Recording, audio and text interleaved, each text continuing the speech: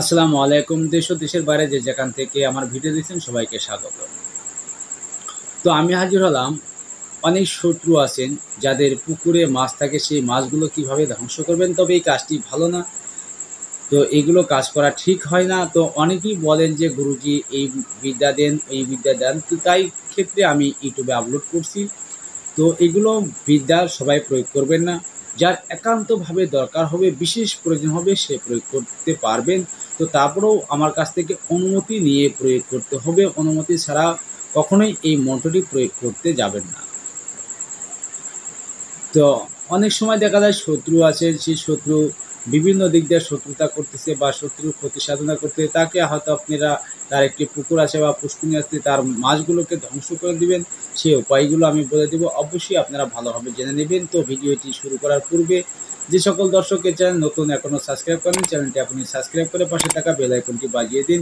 ইতিমধ্যে যারা সাবস্ক্রাইব করেছেন তাদেরকে অসংখ্য ধন্যবাদ। তো এটি করতে হলে ছোট্ট একটি মন্ত্র, যা আমি স্ক্রিনে দিচ্ছি না, আপনারা যা মুখেই নিতে পারবেন।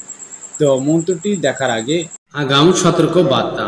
ভিডিওতে বর্ণিত তন্ত্র মন্ত্র যন্ত্র ও নকশা এবং গাছগাছরা টটকা দ্বারা যে সকল কার্যসিদ্ধির কথা বলা হয়েছে তা না জেনে প্রয়োগের ফলে যদি কোনো ব্যাঘাত ঘটে তার জন্য প্রকাশক এবং চ্যানেল কর্তৃপক্ষ কোনোভাবেই দায়ী থাকবে না।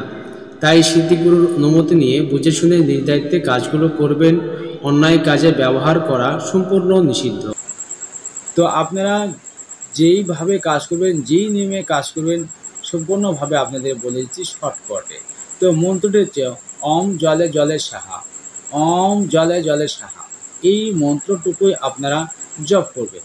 আর এটি জপ করেন অবশ্যই বিধি নিয়ম মানতে হবে। এটি কৃত্তিকা নক্ষত্রে 1 আঙ্গুলি পরিমাণ। অবশ্যই কৃত্তিকা নক্ষত্র আপনারা বোঝেন, কৃত্তিকা নক্ষত্রে এই 1 আঙ্গুলি পরিমাণ একটি আকন্দ গাছের, সাদা আকন্দ গাছের কাঠের বা সেই ডাল ভেঙে নিয়ে আসবেন। ডাল ভেঙে নিয়ে এসে একটি কিলক তৈরি করবেন।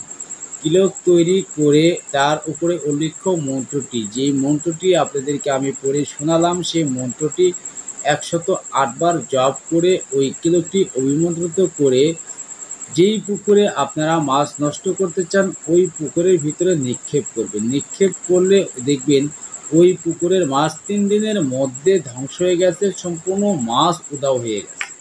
তো এটি কিন্তু অবশ্যই খারাপ কাজ, আর এই কাজটি কেউ করবেন না বা করার চেষ্টা করবেন না। অবশ্যই যাদের বিশেষ প্রয়োজন হবে তবুও আমার কাছে অনুমতি নিয়ে আপনাদের করতে হবে। আশা করি আমার কথা বুঝতে পারছেন। যদি বুঝতে অসুবিধা হয়ে থাকে স্ক্রিনে দেওয়া এই হোয়াটসঅ্যাপ নাম্বারে যোগাযোগ করে বুঝে নেবেন এবং কমেন্ট বক্সে কমেন্ট করে আপনাদের মূল্যবান মতামত জানিয়ে দিবেন। তো সবাই ভালো থাকবেন, সুস্থ থাকবেন। আল্লাহ হাফেজ।